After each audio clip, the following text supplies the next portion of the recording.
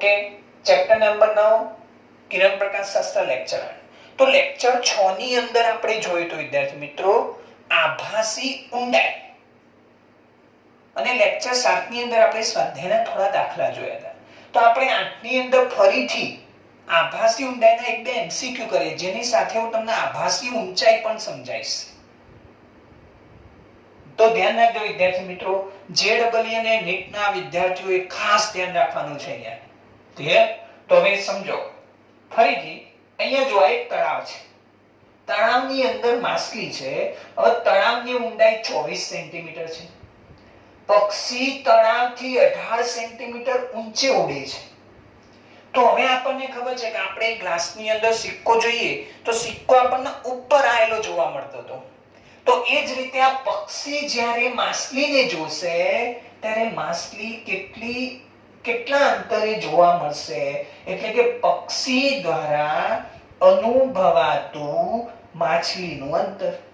Complete. હવે કોણ જોઈએ છે વિદ્યાર્થી મિત્રો? પક્ષી જોઈએ છે. એટલે પક્ષી શું થયું?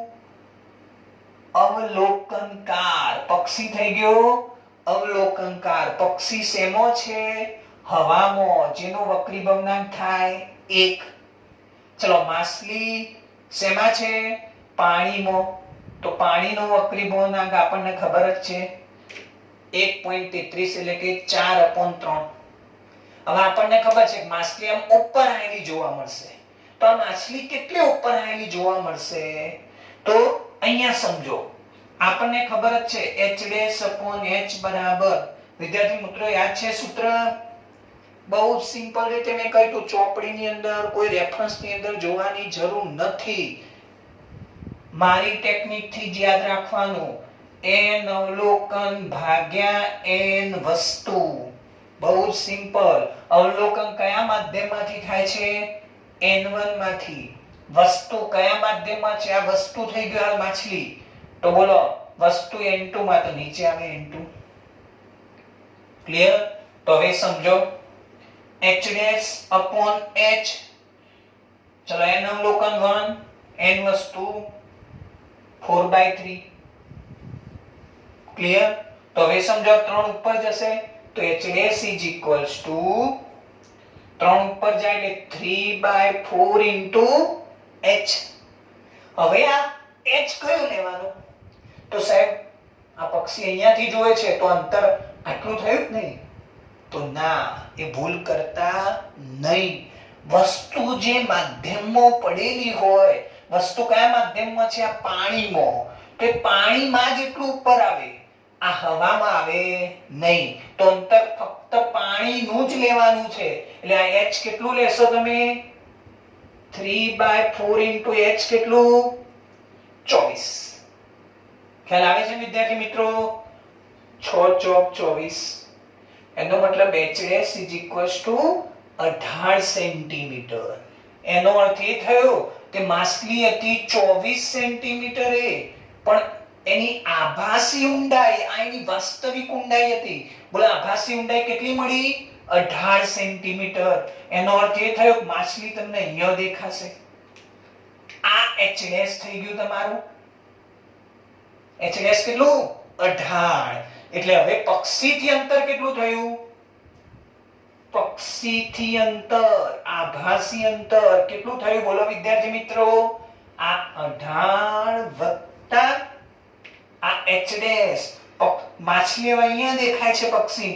એ કેટલું? 18 એટલે 36 સેન્ટીમીટર. ખરેખર અંતર કેટલું હતું? 24 અને 18. એની જગ્યાએ 18 અને 18 એટલે કે પક્ષીને આ માછલી 18 + 18 36 સેન્ટીમીટર અંતરે દેખાશે. ખ્યાલ આવી ગયો? હવે આપણે ઊંધું કરીએ.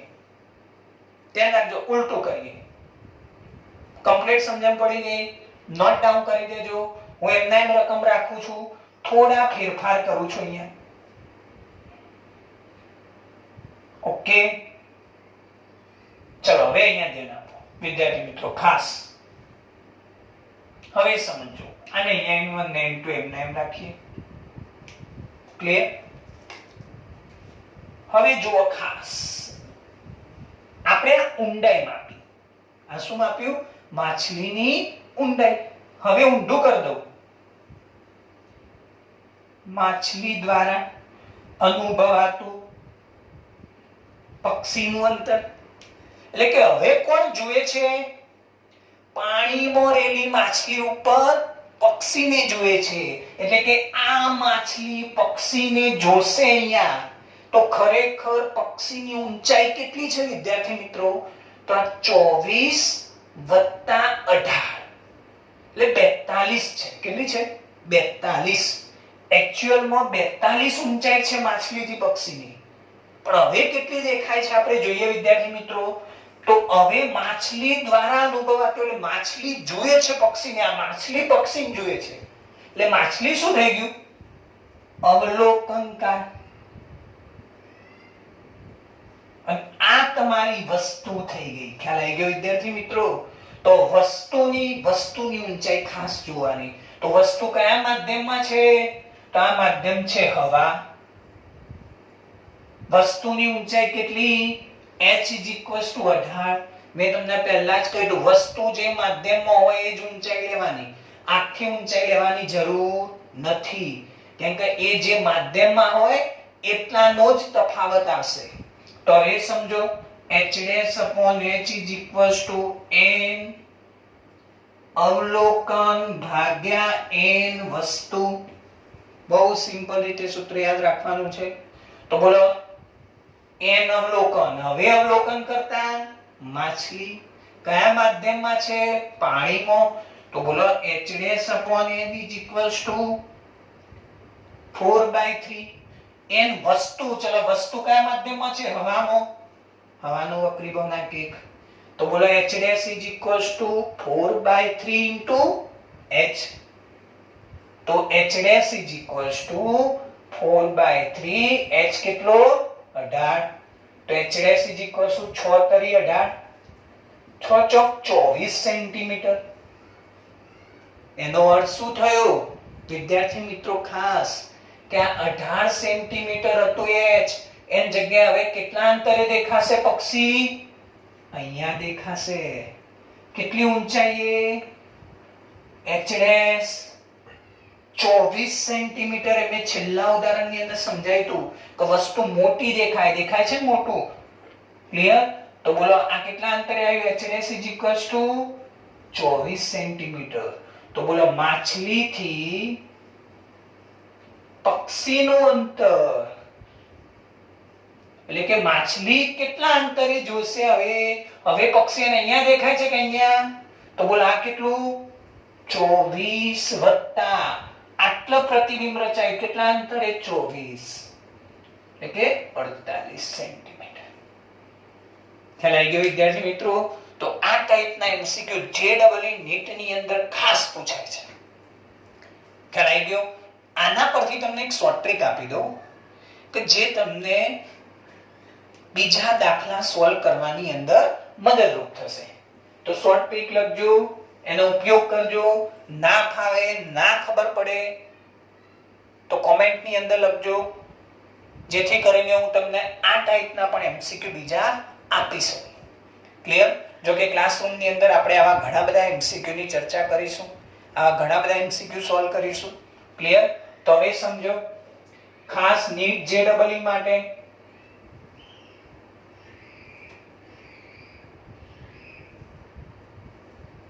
ઓકે.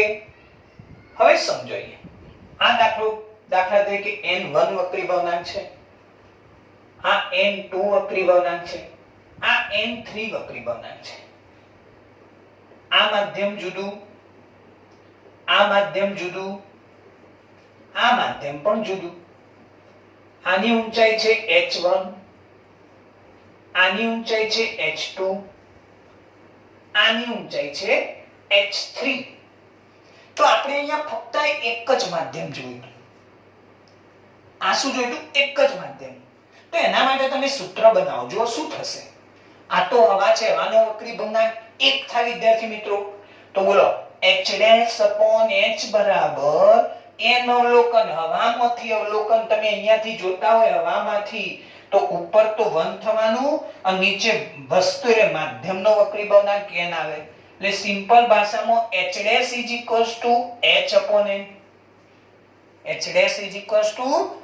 h'(h/n) આ એક માધ્યમ માટે બની બસ આ એકલું માધ્યમ પાણી હોય તો પણ આ એક માધ્યમ પાણી હોય તમે અહીંયાથી જોતા હોય ધ્યાન રાખજો વિદ્યાર્થી મિત્રો અહીંયાથી તમે જો એક માધ્યમ પાણી બીજું માધ્યમ તેલ પાછું ત્રીજું માધ્યમ કેરોસીન તો ત્રણ માધ્યમ હોય તો આ આભાસી ઊંડાઈ h' કઈ રીતે મળે તો કુલ આભાસી ઊંડાઈ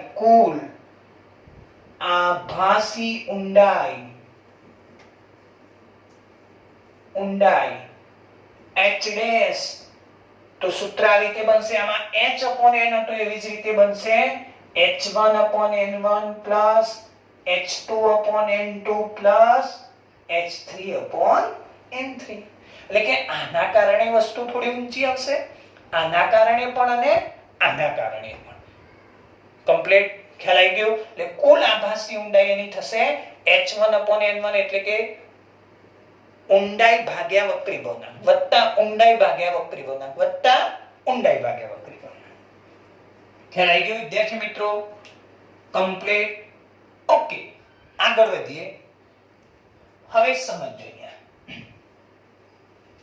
આવા ઘણા બધા એમસીક્યુ છે બહુ સરસ છે બહુ સિમ્પલ છે તમને એવું પણ પૂછાય ઘણીવાર કે વસ્તુ કેટલી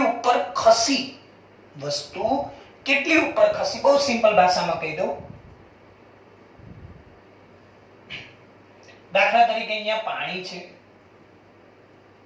બહુ ઝડપથી લઈશ n = 4/3 આ ઊંડાઈ છે 18 સેન્ટીમીટર અહીંયા તમારી વસ્તુ છે બોલો અહીંયા શું છે તમારી વસ્તુ તો એનું પ્રતિબિંબ આપણને ખબર છે પ્રતિબિંબ ક્યાં રચાશે અહીંયા રચાશે કેટલી ઊંડાઈએ રચાશે h' ઊંડાઈએ રચાશે ખ્યાલ આવી ગયો વિદ્યાર્થી મિત્રો તો આપણને ડાયરેક્ટ સૂત્ર ખબર છે અહીંયાથી તમે અવલોકન કરો તો h' = h/n ક્લિયર તો h કેટલો 18 તો 18/n એટલે 4/3 તો 18 ગુણ્યા 3/4 કમ્પ્લીટ ખ્યાલ આવી ગયો વિદ્યાર્થી મિત્રો તો હવે બહુ સિમ્પલ ભાષામાં સમજો તમે બહુ સિમ્પલ આ 18 છે આ h' મળી ગયો h' = સૂત્ર છે h/n એટલે કે 18/4/3 એટલે 18 આ 3 ઉપર જશે ક્લિયર હવે બહુ સિમ્પલ સમજો આ h' તમને મળી ગયો હવે તમે શું કરશો તમને એવો પ્રશ્ન પૂછાય કે વસ્તુ કેટલી ઉપર ખસી એના ભાગ પાડવા પાડી શકો કમ્પ્લીટ આન્સર આવશે કદાચ 13.5 સેન્ટીમીટર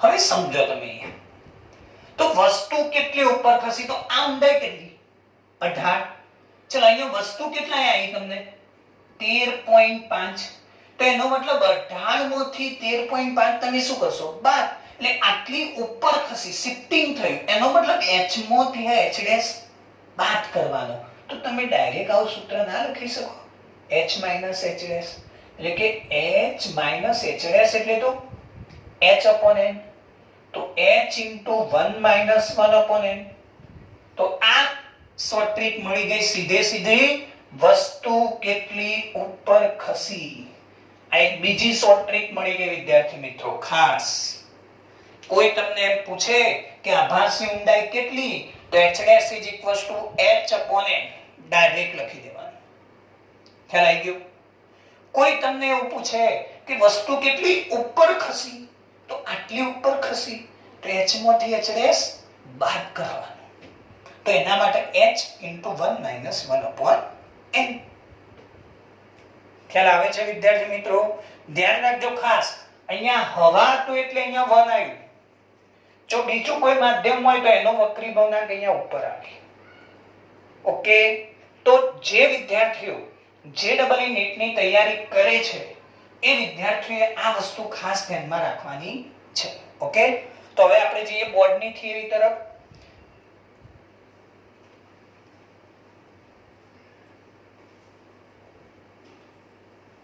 હવે સમજો,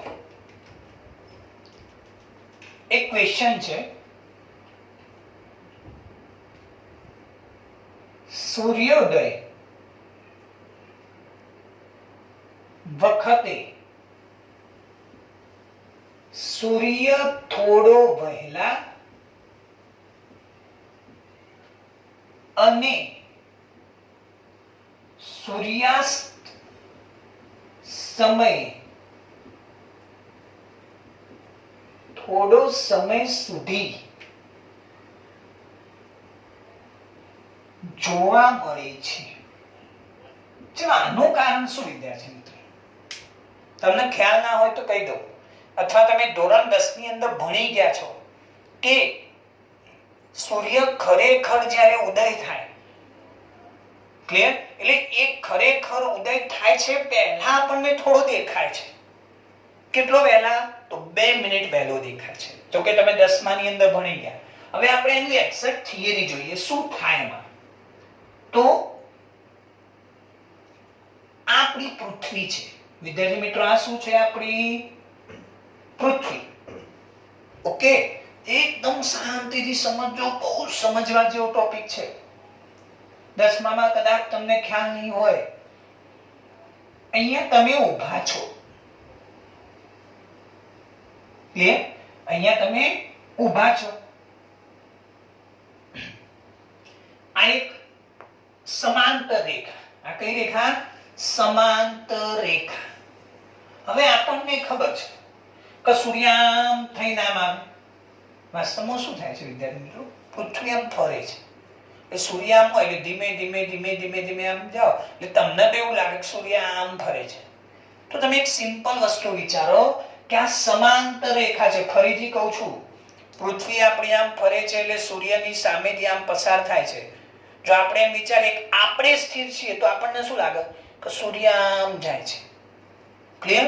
તો હવે સમજો વિદ્યાર્થી મિત્રો કે જ્યારે સૂર્ય આ સમાંતર રેખાની નીચે હોય, ફરી બોલો વિદ્યાર્થી મિત્રો, સૂર્ય ક્યાં હોય?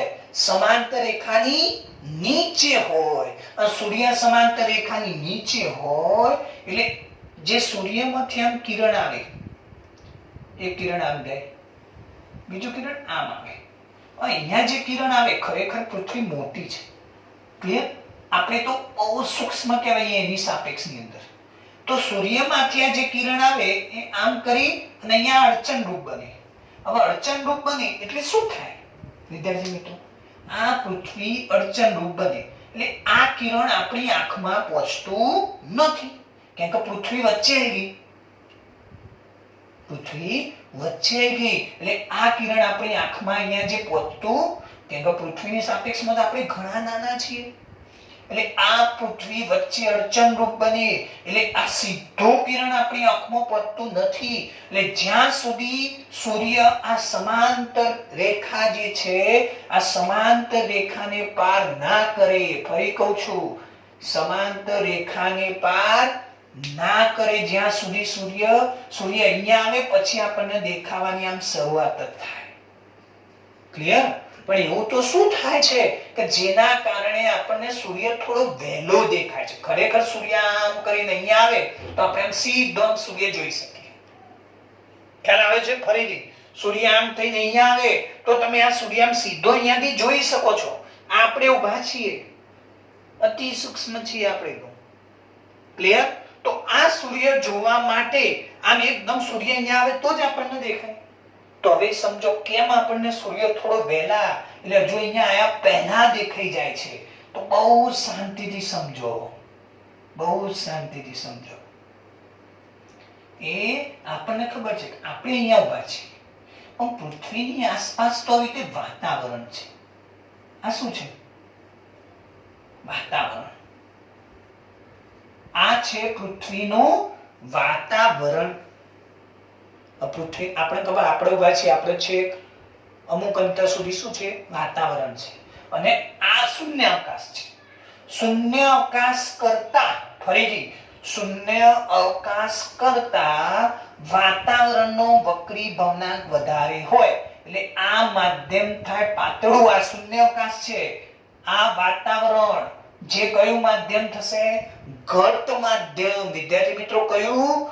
ઘટ માધ્યમ. હવે શું થશે જુઓ, સૂર્યમાંથી જે કિરણ આમ નીકળશે, અહીંયા હું લંબ દોરું, એ કયા માધ્યમમાંથી કયા માધ્યમમાં? પાતળા માધ્યમમાંથી ઘટ. ખરેખર એને આમ જવાનું છે, પણ એ લંબ તરફ. યાદ આવ્યું? પાતળામાંથી ઘટમાં જાય એટલે લંબ તરફ. આ લંબ છે, લંબ તરફ એટલે આમ લંબ તરફ માકું વળશે, આમ એટલે આંખમાં પડશે. ખ્યાલ આવી ગયો? એવા ઘણા બધા કિરણો, બીજું કોઈ કિરણ અહીંયાથી જાય, અહીંયાથી જાય, એ પણ આમ લંબ તમે દોરો તો આમ કરીને આમ આંખમાં પડશે. તો આવા ઘણા બધા કિરણો આપણી આંખમાં પડશે, જેથી કરી તમે આમ પાછળ લંબાવાને તો અહીંયા ભેગા થાય એટલે અહીંયા તમને શું દેખાશે વિદ્યાર્થી મિત્રો? આપણને ખબર છે કે આ કિરણ આંખમાં આ દિશામાંથી પડે છે કે નહીં? કમ્પ્લીટ ખ્યાલ આવે છે? ફરીથી સમજાવું. સૂર્યમાંથી આ કિરણ આવ્યું, આ કિરણ અહીંયા વાતાવરણ આગળ આવશે, શૂન્યાવકાશ છે, આ વાતાવરણ છે, શૂન્યાવકાશ પાતળું માધ્યમ, એના કરતા વાતાવરણનો વક્રી ભવનાંક વધારે હોય, આનો એક્ઝેક્ટ 1 હોય, આનો 1.something009 જેવો હોય, એટલે આ ઘટ માધ્યમ થશે. એટલે પાતળામાંથી ઘટમાં આવે એટલે લંબ તરફ વાંકું વળે, અને લંબ તરફ આમ વાંકું વળશે. ખ્યાલ આવી ગયો વિદ્યાર્થી મિત્રો? એટલે તમે જો આમ સીધું કિરણ આવે.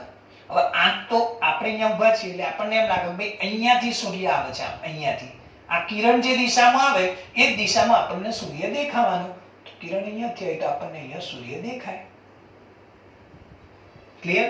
આ એની વાસ્તવિક સ્થિતિ છે, આ વાસ્તવિક સ્થિતિ છે સૂર્યની. અને આ તમને જે દેખાયો એ આભાસી દેખાયો. કેવો દેખાયો? આભાસી. એટલે ખરેખર સૂર્ય અહીંયા છે, પણ એ તમને અહીંયા દેખાઈ જાય છે.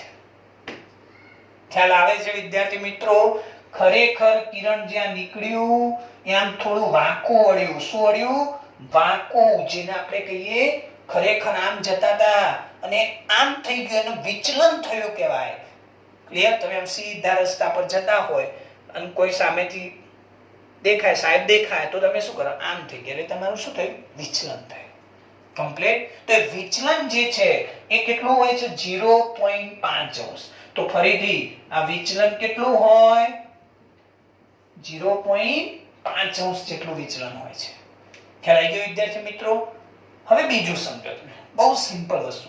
કેટલા મિનિટ વહેલો દેખાઈ જાય. આપણે જો સૂર્ય અહીંયા અને આપણને અહીંયા દેખાઈ ગયો, એનો મતલબ અહીંયા આવ્યો પહેલા દેખાયો, એટલો વહેલો દેખાયો. કેટલો વહેલો દેખાય? તો તમે જુઓ, બહુ સિમ્પલ વસ્તુ. આપણી પૃથ્વી છે એક્ઝેક્ટ. તો શું થશે કે આ પૃથ્વી, સમજો ખાસ વિદ્યાર્થી મિત્રો, એક જ મિનિટ સમજજો. અહીંયા આ આપણી પૃથ્વી છે, અહીંયા સૂર્ય છે, સમજો. હવે શું થાય? એ આ હું લીટી દોરું છું, દેખાય છે ને બધાને? સમજજો. હવે તમે અહીંયા છો એટલે સૂર્ય તમને આમ દેખાય. હવે દેખો, એ આમ ફરીને એક્ઝેક્ટ આમ તમે અહીંયા ઊભા છો, ધ્યાન રાખજો. આમ થઈને આમ થઈને આમ થઈને આમ આયા, 180 ફરીને અહીંયા આયા, પછી આમ જો એટલે પછી સૂર્ય દેખાવાનું બંધ, કેમ કે સૂર્ય તો અહીંયા જ છે. એટલે સૂર્ય તમને આટલાથી આટલા, એટલે કે તમે આમ થઈને આમ આયા, અહીંયાથી તમે અહીંયા આયા, પછી સૂર્ય દેખાવાનો બંધ થઈ જાય. એટલે આપણે કહીએ અંધારું થઈ ગયું. શું કહીએ? અંધારું. હવે આટલાથી આટલા એટલે 180 નો ખૂણો થયો. કેટલો ખૂણો થયો? 180. તો 180 વિચલન થાય એટલે અંધારું થઈ જાય. અંધારું કેટલા કલાકે થાય વિદ્યાર્થી મિત્રો? 12 કલાકે. ખબર છે ને? દિવસ કેટલા કલાકનો હોય? 24. એમાં 12 કલાક જ વાળું, 12 કલાક અંધાર. તો બોલો 12 કલાક એટલે 12 ગુણ્યા 60 મિનિટ. તો અહીંયા એનું વિચલન કેટલું થયું? 0.5.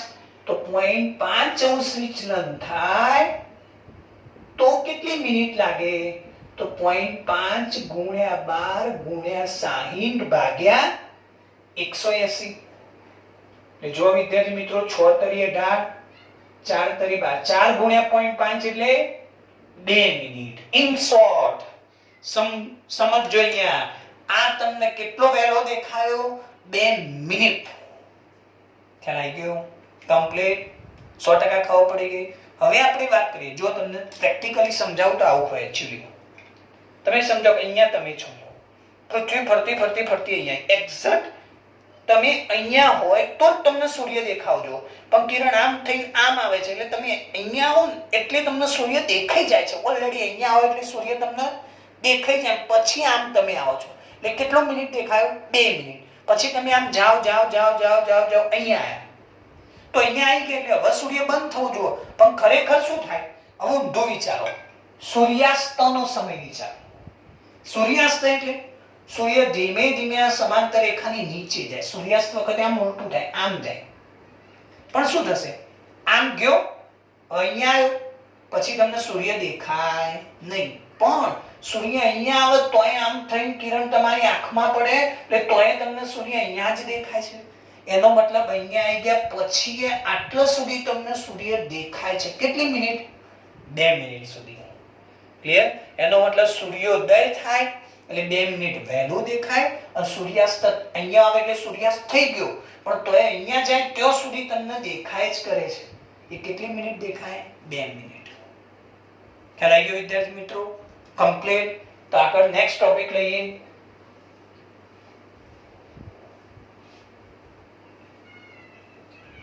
હવે સમજીએ નેક્સ્ટ ટોપિક. પૂર્ણ આંતરિક પરાવર્તન.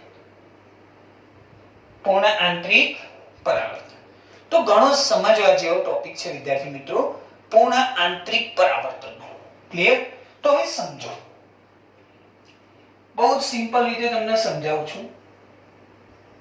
બહુ સિમ્પલ રીતે સમજો.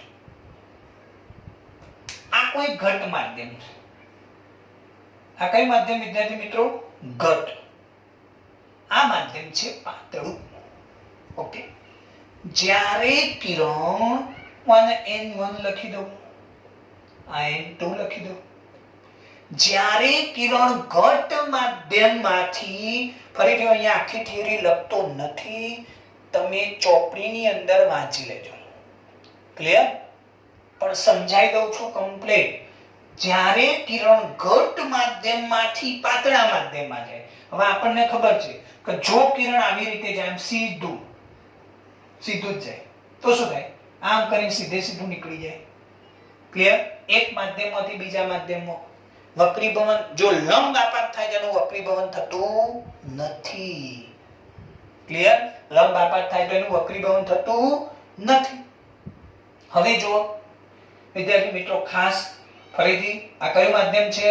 ઘટ માધ્યમ છે. સિમ્પલ.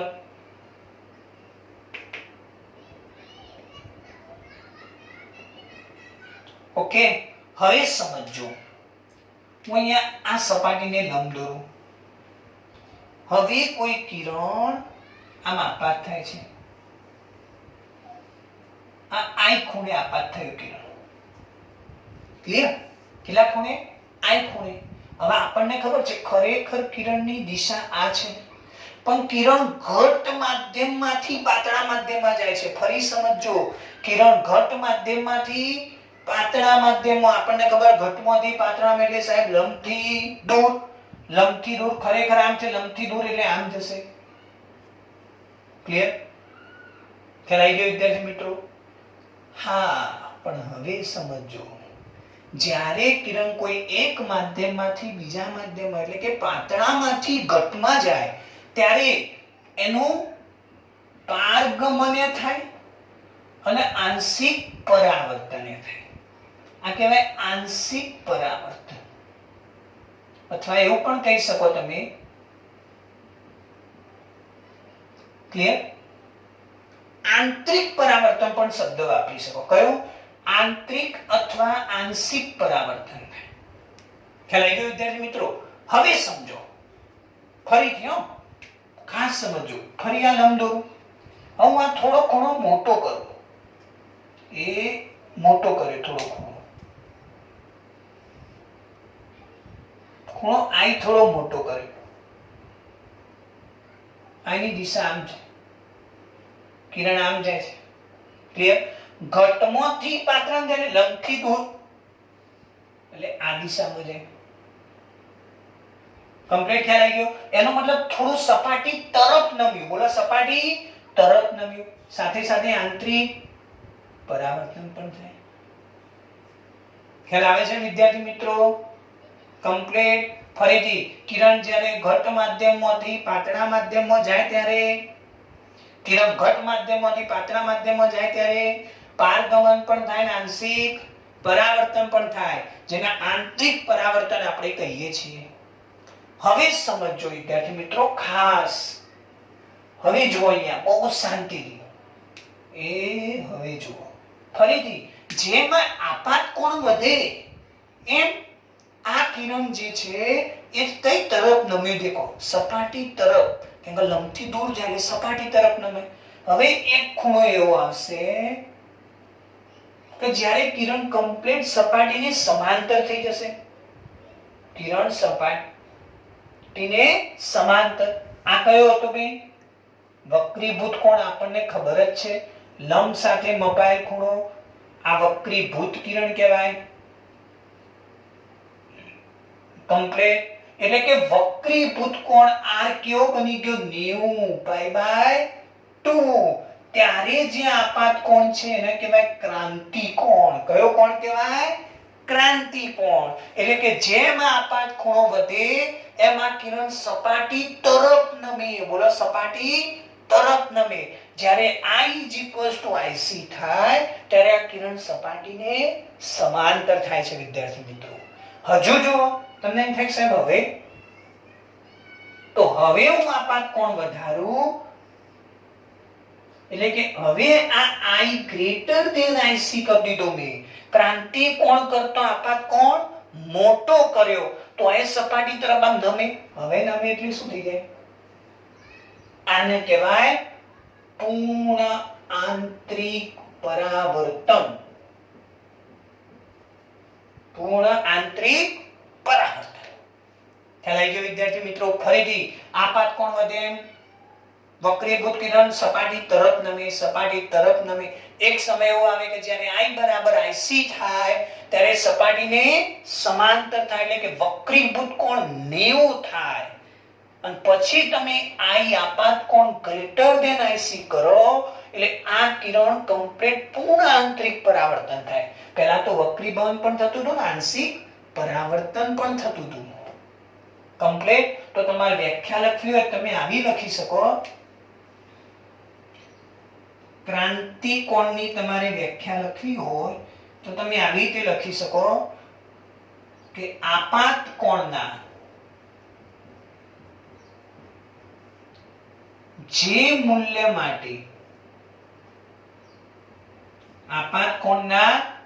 મૂલ્ય માટે વક્રીભૂત કોણ R = π/2 થાય, અથવા બીજી રીતે એવું કહી શકાય વક્રીભૂત કિરણ સપાટીને સમાંતર થાય તે આપાત કોણને ક્રાંતિ કોણ IC કહે છે. ફરી બોલો, તે આપાત કોણને ક્રાંતિ કોણ IC કહેવાય. ખ્યાલ આવી ગયો વિદ્યાર્થી મિત્રો? કમ્પ્લીટ. અને પૂર્ણ આંતરિક પરાવર્તનની વ્યાખ્યા લખવી હોય તો જ્યારે આપાત કોણનું મૂલ્ય, યાદ રાખજો બહુ સિમ્પલ, જ્યારે આપાત કોણનું મૂલ્ય ક્રાંતિ કોણ કરતા મોટું હોય, બોલો ક્રાંતિ કોણ કરતા મોટું હોય ત્યારે જે પરાવર્તિત કિરણ થાય અથવા ત્યારે જે ઘટના થાય એને શું કહેવાય? પૂર્ણ આંતરિક પરાવર્તન. એટલે કે પૂર્ણ આંતરિક પરાવર્તન માટે આપાત ખૂણે ક્રાંતિ કોણ કરતો મોટો જોઈએ. એટલે બધું જ કિરણ જે આપાત થાય એમના એમ પાછું જ આવે.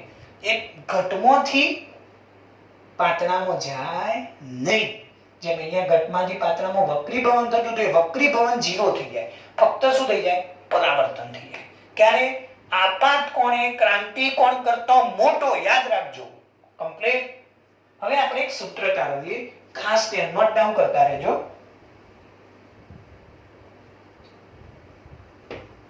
બહુ સિમ્પલ સૂત્ર તારવીએ.